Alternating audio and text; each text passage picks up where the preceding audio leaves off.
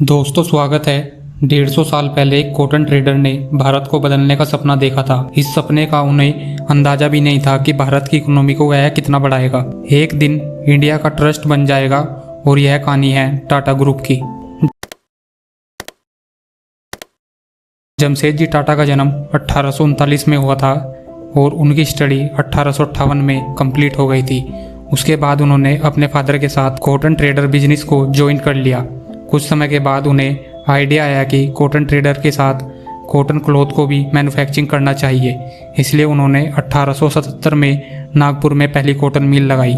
इस मिल में स्टार्टिंग में बहुत से वर्कर छुट्टी ले लेते थे, इसलिए उन्होंने वर्कर के लिए रिटायरमेंट पेंशन की घोषणा की और वह समय समय पर इवेंट भी कराते थे जिसमें वर्कर को अवार्ड मिलने लगे। वर्कर के लिए इतना काम होते देख वर्कर कम छुट्टी लेने लगे और वर्कर की अटेंडेंस 100% हो गई और इस काम को करने वाले वह दुनिया में पहले आदमी थे।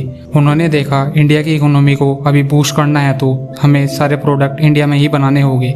इसलिए पंचगनी में उन्होंने स्ट्रॉबेरी की खेती स्टार्ट कर दी, जहां आज सबसे ज़्यादा जैम बनाया जाता है। बेंगलोर और मैसूर में भी कॉटन की खेती को शुरुआत की, जिससे वहाँ के किसानों को बहुत रोजगार मिला। जमशेद जी बॉम्बे से बहुत प्यार करते थे, इसलिए उन्होंने देखा कि बॉम्बे में कोई भी 5 स्टार होटल नहीं है। उन्होंने 1898 में ताज होटल की नींव रखी। उन्होंने ताज होटल का पूरा आर्किटेक्ट अपनी टीम के साथ बनाया। यह पहला होटल था जिसमें लाइट इलेक्ट्रिसिटी से चलती थी। फिर उन्होंने देखा कि भारत में स्टील की काफ़ी डिमांड बढ़ रही है। फैक्ट्री, रेलवे, पब्लिक सभी को स्टील की काफ़ी ज़रूरत है। पहले उन्होंने बेस्ट आयरन की खोज की जो उन्हें बंगाल से मिला।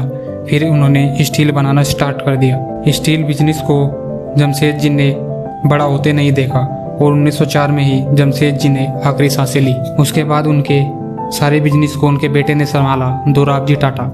जमशेद जी इंडिया में बहुत बड़े रिसर्च इंस्टीट्यूट और एजुकेशन हब को बनाना चाहते थे, इसलिए 1909 में दोराबजी टाटा ने बेंगलोर में पहला इंडिया इंस्टीट्यूट ऑफ साइंस का निर्माण किया। इसी इंस्टीट्यूट से भारत का पहला सुपर कंप्यूटर परम और पहला एयरक्राफ्ट हंसा को जन्म मिला। आगे चलकर दोराबजी ने देखा कि इंडिया में इलेक्ट्रिसिटी की काफ़ी डिमांड है।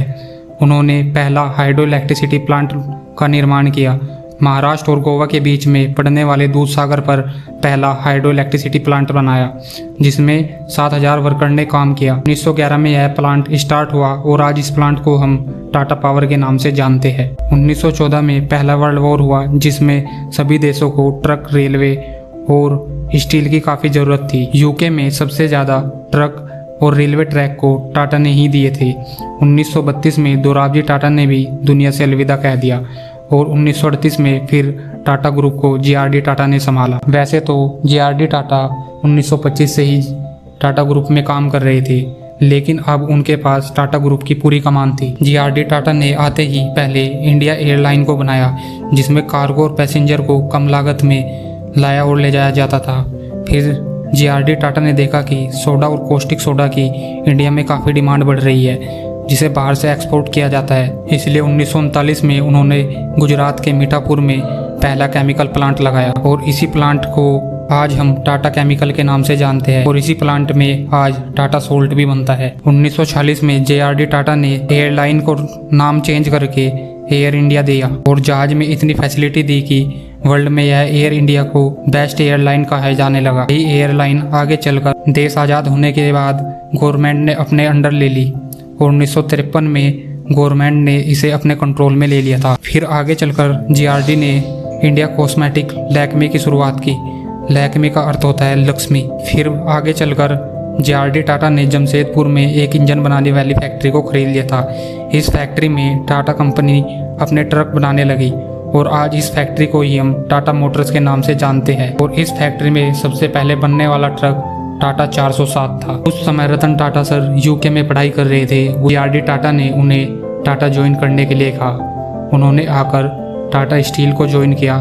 उनके आते ही कंपनी का प्रॉफिट 3 करोड़ से 200 करोड़ हो गया था। फिर रतन टाटा ने चलकर 1998 में एक कार कंपनी को स्टार्ट किया, जिसमें भारत की पहली total India manufacturing car indica को लॉन्च किया गया, जो काफ़ी हिट रही। फिर रतन टाटा सर ने देखा कि इंडिया में सॉफ्टवेयर सर्विस की काफ़ी डिमांड है और उन्होंने सॉफ्टवेयर सर्विस में घुसने का प्लान बनाया, जिसमें रतन टाटा बड़ी बड़ी कंपनियों को सॉफ्टवेयर बनाने लगे और आज हम इस कंपनी को TCS के नाम से जानते हैं। फिर रतन टाटा ने आगे चलकर टाटा नैनो को लॉन्च किया, जो उन्होंने उनके लिए बनाई थी जो महंगी कार अफोर्ड नहीं कर सकते और सब फैसिलिटी वाली कार चाहते हैं, लेकिन यह कार लो प्राइस होने के कारण फेल हो गई। फिर वहीं से टाटा सर ने सीख ली कि कार को कैसे बनाया जाता है और उन्होंने बैक टू बैक अपनी नई शानदार कारों को लॉन्च किया और आज हम टाटा को ब्रांड नहीं एक ट्रस्ट के रूप में जानते हैं। आपको टाटा ग्रुप की स्टोरी कैसी लगी कमेंट करके जरूर बताइएगा। थैंक